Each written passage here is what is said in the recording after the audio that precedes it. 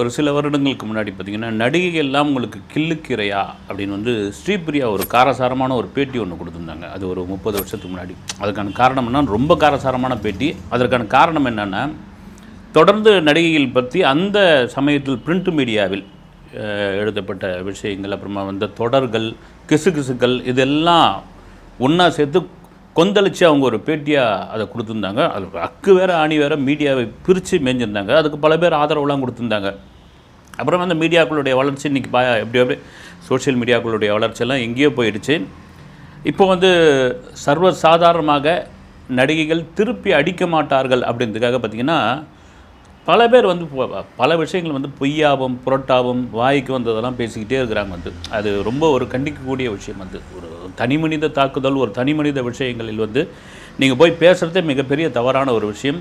இப்போ என்னென்னா, தொடர்ச்சியாக நடிகை மீனாவை பற்றியான பல விஷயங்கள் பல பேர் வந்து இட்டு கட்டி கதை கட்டி என்னென்னவோ பேசிக்கிட்டே இருந்தாங்க.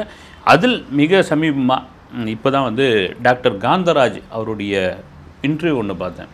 அதில் வந்து ஒருத்தர் நெறியாளர் கேள்வி கேட்குறாரு. வந்து திருச்சி சூர்யா, அதாவது பாஜகவில் இருந்த திருச்சி சூர்யா, அவரை வந்து அனைத்து பொறுப்பிலிருந்து அவர் நீக்கிட்டாங்க. சமீப காலமாக அவர் தான் நிறைய பல பேட்டிகள் பல பதிவுகள்லாம் கொடுத்துக்கிட்டே இருக்கிறார். வந்து அவர் என்ன சொல்லியிருக்காருன்னா, மத்திய இணையமைச்சர் எல் முருகனுக்கும் நடிகை மீனாவிற்கும் ஒரு தொடர்பு படுத்தி ஒரு விஷயத்தை பேசியிருக்காரு அல்லது வந்து பதிவு பண்ணியிருக்காருன்னு அவர்கிட்ட வந்து ஒரு கேள்வியாக வைக்கிறாங்க.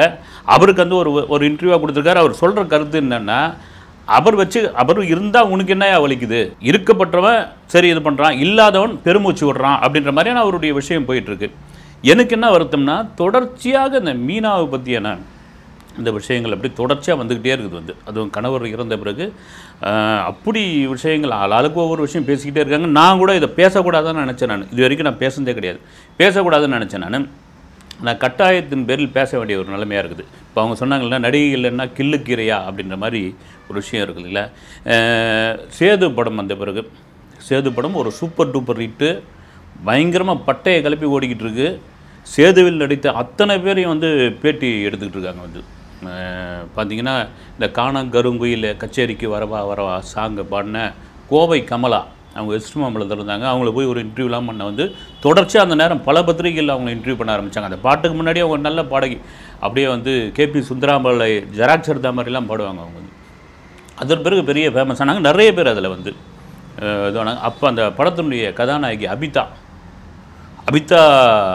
ஏன்னா விக்ரம் எந்த அளவுக்கு பெரிய ரவுண்டு வருவாரோ அதே போல் அபிதாவும் வந்து இந்த தமிழ் சினிமாவில் ஒரு பெரிய ரவுண்டு கலக்குவாங்கலாம் பேசப்பட்ட, மீடியாவில் பேசப்பட்டது, விமர்சனங்கள்லாம் எழுதப்பட்டது, எதிர்பார்க்கப்பட்டது. அந்த சமயத்தில் அபிதா வந்து சூளைமேடா அல்லது வந்து கங்கைமன் கோவில் கடைசியிலேயே ஒரு வீட்டில் ஒரு ஃப்ளாட்டில் குடியிருந்தாங்க. அப்போ போய் நான் இன்டர்வியூ பண்ணும்பொழுது அவங்க அம்மா ரொம்ப அந்த கதவை திறக்கிறதுக்கு ரொம்ப நேரம் ஆச்சு. வந்து என்னடா அது அப்படின்ட்டு ஒரே ஒரு லேண்ட்லைனு ஒரு பிபி நம்பரை தான் வச்சுருந்தாங்க யாரோ பக்கத்தில். வந்து போனவருக்கு அப்புறம் வந்து ஒரு கதவு இடுக்கு வழியாக யார் என்னன்னு கேட்டவருக்கு, நான் தாங்க உங்கள்கிட்ட பேசுனாங்களே பத்திரிகையிலேருந்து, வாங்க சார் அப்படின்னு சொல்லிவிட்டு, அப்புறம் என்ன இவ்வளோ பயந்து போய் இது பண்ணுறீங்க அப்படின்னு கேட்டதுக்கு, சார் யாரோ கதவை தட்டுறானுங்க, யாரோ ஃபோன் பண்ணுறாங்க, செல்ஃபோன்லாம் அப்போ தான் வந்த புதுசு, அதுவும் குறிப்பாக வந்து எங்களுக்கு பயமாக இருக்குது, ரவுடிகள் தொல்லை இருக்குமோ என்னவோ அப்படின்ற மாதிரி ரொம்ப சொல்லிக்கிட்டு இருக்கும்போது, இது சம்மந்தமாக வந்து போலீஸ்லேயோ இல்லை நடிகர் சங்கத்துலேயோ நீங்கள் புகார் கொடுக்கலாமே, இல்லைனா வந்து சம்மந்தப்பட்ட எத்தனையோ சங்கங்கள் இருக்குது அங்கே கூட சொல்லாமே அப்படின்னா அவங்க ரொம்ப பயந்துட்டு இருந்தாங்க. ஏன்னா வந்து நான் இப்போ தான் படங்கள்லாம் அபிதாவுக்கு கிடச்சிட்டு இருக்கு, இந்த நேரம் இதெல்லாம் போய் பெருசாக்கி மீடியாவில் இதுவாக்கணும்னு விருப்பம் இல்லைங்கன்னு சொல்லி ஒரு பேட்டி கொடுத்தாங்க. இதை எழுதிக்கிட்டோம்னா இதை எழுதாதீங்க அப்படின்னாங்க. அப்புறமா வந்து நான் இருந்த வாரதழில் ஒரு புலனாய்வு பத்திரிகையில் வந்து ஒரு சின்ன பிட்டாக வந்தது. அந்த பிட்டு வந்து அது ஒரு பெரிய விஷயமாக தெரிஞ்சு அப்போது நடிகர் சங்கத்தில் துணைத் தலைவராக இருந்த நெப்போலியன்லாம் போய் அதுக்கு நாங்கள் ஆக்ஷன்லாம் எடுக்கிறோம், நீங்கள் எதுவும் பயப்பட வேணாம்னு சொன்னாங்க. அப்புறம் அபிதாவுக்கு சரியான ஒரு மார்க்கெட் இல்லை. அப்புறம் டிவி சீரியல் நடித்தாங்க, இப்போ காணாமல் போயிட்டாங்க. எதுக்கு சொல்ல வரேன்னா, இது மாதிரி ஒரு நடிகைகளுக்கு பின்னால் இவ்வளோ சோகங்கள், இவ்வளோ வருத்தங்கள், இவ்வளோ மிரட்டல்கள் எல்லாமே இருக்குது. வந்து தொடர்ச்சியாக இப்போ வந்து திருச்சி சூர்யார் ஒரு பேசியிருக்காரு. வந்து மத்திய அமைச்சரை மீனாவையும் தொடர்பு படுத்தி பேசுகிறாருன்னு ஒரு தகவல் வரும்பொழுது வேதனையாக தான் இருக்குது. அதுக்கு இன்னொரு காரணமும் உண்டு. என்னென்னா வந்து கடந்த பொங்கல் அன்று மத்திய இணையமைச்சர் எல் முருகன் டெல்லியில் உள்ள அவருடைய வீட்டில் வந்து ஒரு பொங்கல் விழா கொண்டாடுறாரு. அதில் வந்து பிரதமர், அப்புறமா வானதி சீனிவாசன், தமிழிசை, அப்புறமா வந்து மீனா, கலா மாஸ்டர் இவங்கெல்லாம் கலந்துக்கிட்டாங்க. அப்போ கூட என்னென்னா, குஷ்பு வந்து கட்சியில் இருக்காங்க, ஏன் கலந்துக்கல, மீனா வந்து வந்ததுனால அவங்களுக்கு கட்சியில் ஏதாவது பொறுப்பு கொடுக்க போகிறாங்களா அந்த கோவத்தில் குஷ்பு கலந்துக்கலையான்னு இப்படிலாம் வந்து சில விமர்சனங்கள். அப்புறம் குஷ்பு அதுக்கெல்லாம் வந்து பதிலாம் சொல்லியிருந்தாங்க. நானும் மீனாவும் வந்து நல்ல ஒரு நண்பர்கள், நாங்கள் 2 பேரும் வந்து அதெல்லாம் ஒன்றுமே கிடையாதுன்னு சொல்லியிருந்தாங்க.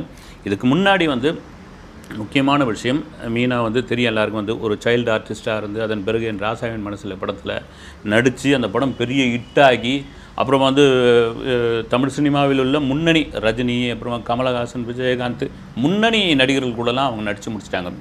அவரோட கணவர் வித்யாசாகர் ஒரு 48 வயசில் உடல்நலக் குறைவால் இறந்து போயிட்டார். அது கூட என்ன சொன்னாங்க, இந்த புறா எச்சம் இருக்கு இல்லைங்களா, நிறைய புறா வளர்ப்பார், அந்த புறா எச்சம்லாம் வந்து அவருக்கு ஒத்துக்கலை, அதனால தான் அவருக்கு வந்து இறந்து போயிட்டாருன்ற மாதிரியான விஷயங்கள்லாம் பேசிக்கிட்டு இருந்தாங்க. அதை பற்றி அவங்க சொல்கிற ஒரு சின்ன குழந்தை இருக்குது நைனிகா அப்படின்னு திரைப்படத்தில் நடிச்சிருக்கோம். வந்து இது ஒரு அவ்வளோ பெரிய ஒரு நடிகை, அவ்வளோ பெரிய ஒரு வாழ்க்கை இருந்தும் கணவர் இல்லாத ஒரு விஷயம் இருக்கு இல்லைங்களா.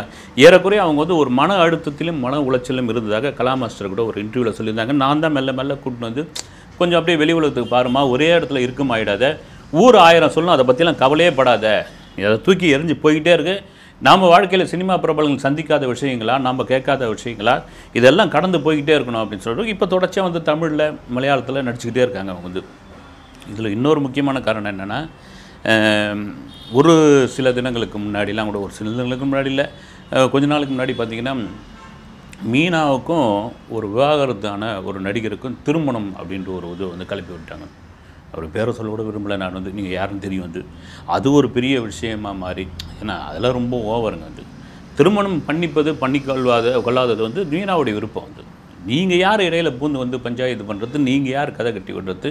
இப்போ அதுதான் சொல்கிறார் அவர் டாக்டர் காந்தராஜ் சொல்கிறது என்னென்னா, எப்போ அவருக்கு வந்து திறமை இருக்குது, அவருக்கு வந்து அந்த பொறுப்பு இருக்குது, இல்லைனா அவருக்கு அந்த தகுதி இருக்குது, அவர் எந்த நடிகையாவது வச்சுக்கிட்டோம், கல்யாணம் பண்ணி போட்டோம், உனக்கு எங்கேயா வலிக்குது அப்படின்னு கேட்குறாரு. வந்து இது கூட ஒரு நாகரிகமான ஒரு விஷயம் கூட கிடையாது. வந்து நீங்கள் அவங்களுடைய தனி மனித இதுக்குள்ளே நுழையிறதுக்கு நீங்கள் யார் அப்படின்ற ஒரு கேள்வி தான். வந்து கடந்த மே அல்லது ஜூன் மாதம் நினைக்கிறேன் நான் வந்து, ஹரிஹரன் அப்படின்ற ஒரு அரசியல் கட்சி பிரமுகர் கேரளாவில், அவர் என்ன பண்ணார், முன்னாள் நடிகை ஷைலஜா, அப்புறமா மஞ்சு வாரியர், நம்ம அசுரன் படத்தில் தனுஷுக்கு பேராக நடிச்சிருப்பாங்க பாருங்கள், அவங்க மஞ்சு வாரியர், இவர் 2 பேரையும் இணைச்சி ஒரு விஷயம் பேசிட்டார். வந்து பேசுறதுக்கு பெரிய கொந்தளிப்பாகி அங்கே உள்ள நடிகர் நடிகையெல்லாம் ஒன்றா சேர்ந்து பெரிய அளவில் ஒரு போராட்டம் பண்ணுறதுக்காக முடிவாகி, அப்புறம் பினராயி விஜயன் முதல்வர் உள்ளே புகுந்து அவருக்கு வந்து அரெஸ்ட் பண்ணுற அளவுக்கு ஆகி, அப்புறம் அரெஸ்ட் ஆகி அப்புறம் வெளியே வந்துட்டார்.